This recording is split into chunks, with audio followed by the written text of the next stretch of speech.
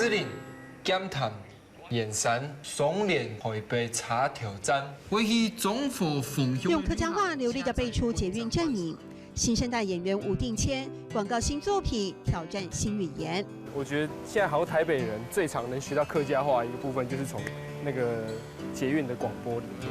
对啊，所以其实做了几次之后，好像那几句你就背得起。广告中爱上客家姑娘的青年费尽了心思，学客家话，唱客家歌。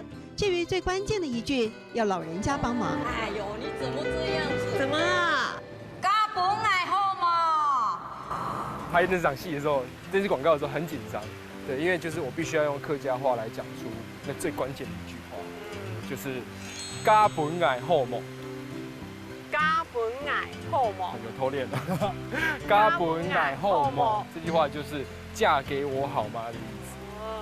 用对方的语言直接传递用心的甜蜜，让原先没有交集的透过学习而相知相惜。有一集就是两方家长互相见面那边，就是为什么要麻吉啊？为什么要麻吉？就是客家文化很重要的一部分，就是结婚的时候一定要麻吉。对台湾人来说，结婚我都讲麻吉嘛，可是他们吃到麻吉之后也觉得很开心，很好吃。那我觉得那个地方虽然文化不同，虽然习惯不同，但是 我们都很乐意去接受，那我觉得这才是现代所有人应该具备的台湾精神，就是包容。敞开心胸，不需拘泥。本省籍的吴定谦透过演出有不少新体验。客家话绝对是台湾这块土地一个语言的一部分，台语，然后国语都好。我觉得去学习这个语言是一件，其实我自己觉得蛮骄傲的，就觉得啊。 我又跟这个土地好像那个连结又更亲。